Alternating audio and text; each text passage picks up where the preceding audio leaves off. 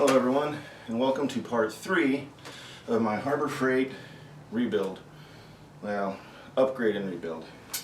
So, in this video, I'm trying to figure out how to mount this motor. Right now, this is 30 pounds, and I don't know how I'm going to get on the back of that. So, what I'm going to do is take off this flywheel. There's a couple reasons I'm going to take off the flywheel. The first one, if we look at the belt, I can't find those anywhere. I can't find another pulley for inside the lathe, so I need to take this off. Plus, this is almost 10 pounds. So, yeah, this is freaking heavy.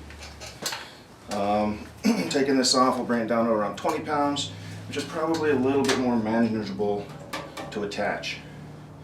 So, looking at where I want to put it, I was looking, the original motor goes this way, but this puts the end too far out, so when I'm turning, I could hit it. So, I'm going to have to put it this way somehow. So, mount it like right here, somehow. And I'm not sure how I'm going to do that yet. I do know that I don't weld, like I said in the first video. So, it's going to take some clever engineering or brute force and just go completely overload on everything. We'll see. Yeah. So I'm doing this video. It'll probably take a while. Hopefully you enjoy it.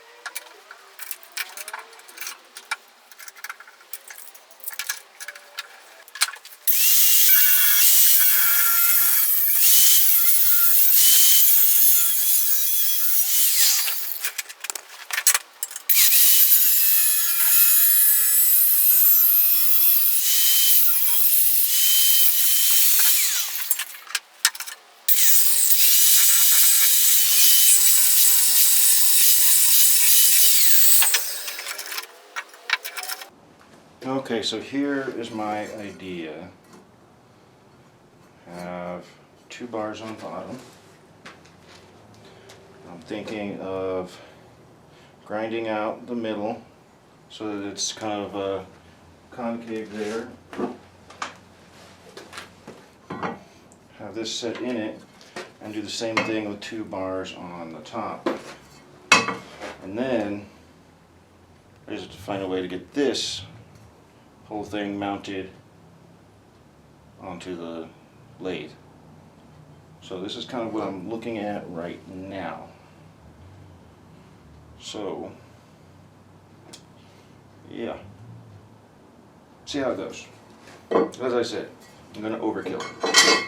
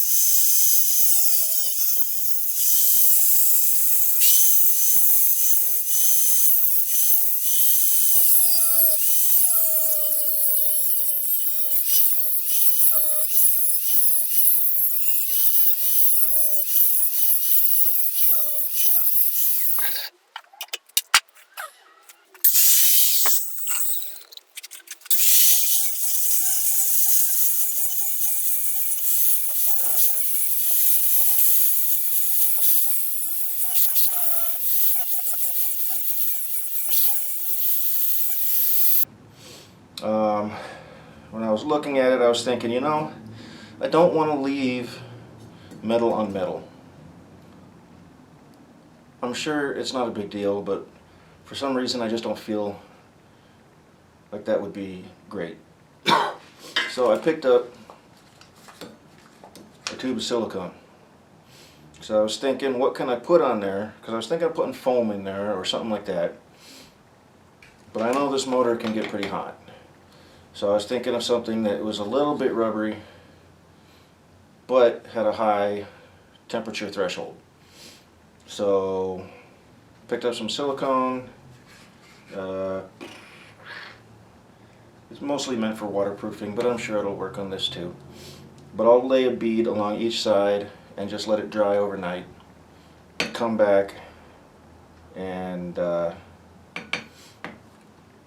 finish up. Well, I probably won't finish up tomorrow, but I will come back and work on it more. For now, I'm going to go ahead and get the bolts on here measured and cut before I put the silicone on for the night. Yeah, let's check that out.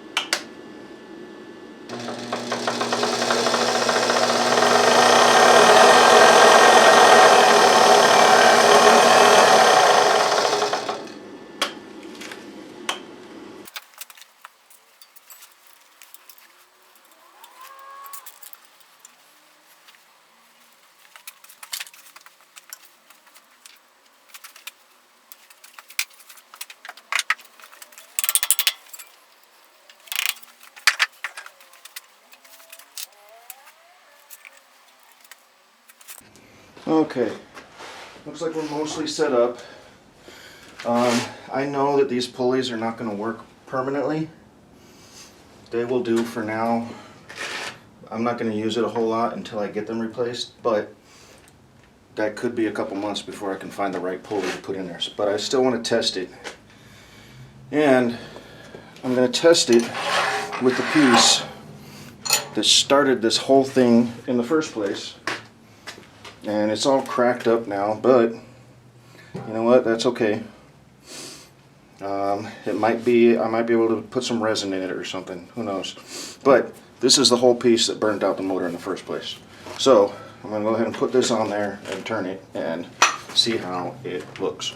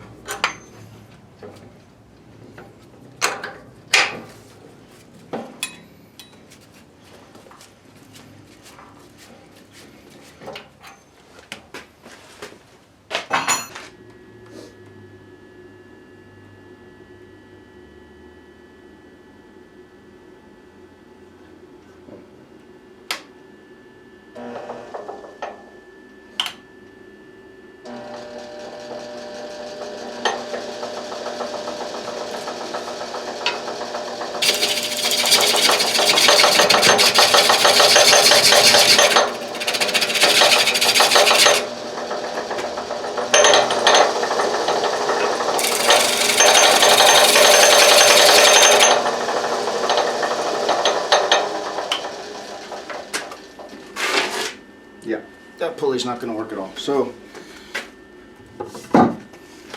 okay, so I'm mostly finished with it. like I said, the pulleys aren't the right pulleys that I need. Finding pulleys is actually a lot more difficult than I thought it would be. So that's what I'm going to be doing now, is finding the right pulley for inside here and the right pulley for right here.